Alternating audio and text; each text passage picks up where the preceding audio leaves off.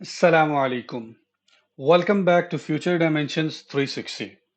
Today we will talk about global objects and global functions. So let's start. Let's begin with underscore dir name. So let me do is console.log underscore dir and ame. It's a global object that is being available in JavaScript language, which helps you to identify the fully qualified path of the folder in which your file is being saved. So let's try this one. Node app.js. See backslash users, backslash javadrana, backslash desktop, and backslash programming. This is the fully qualified path of the folder where your app.js is being saved. There's another object available named as underscore file name. It will allow you to find out the complete path along with the file name of your file where you are going to execute this code.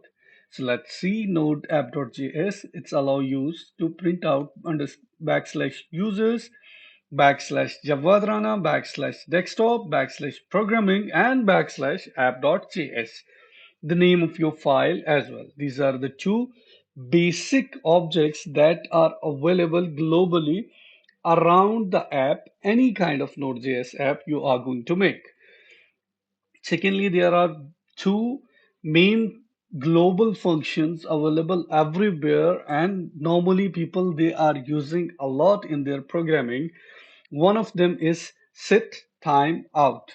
For example, I'll call set time out. The first function, the first parameter will be the function. So let me declare one function. Function print something, and it will print I am printed from set time out.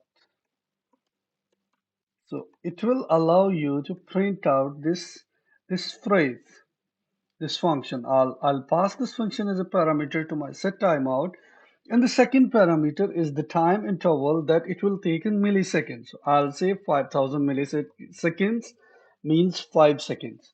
So when my compiler will reach here, it will wait for 5 seconds. After that, it will print out that I am printed from the set time interval. Let's go and try this one. So let's see, 1, 2, 3, 4, 5. So you guys see that I am being printed from set timeout is being printed after 5 seconds. So it's pretty good. Let's go on with another concept. There's another function named as set interval. There's a difference between timeout and interval is that interval is being printed out in infinite loop after the number of seconds passed, and set timeout will be called single time after the number of seconds that is being passed as second variable.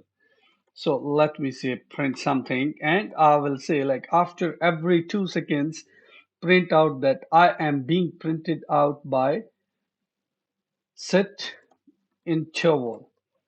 So let's try this one.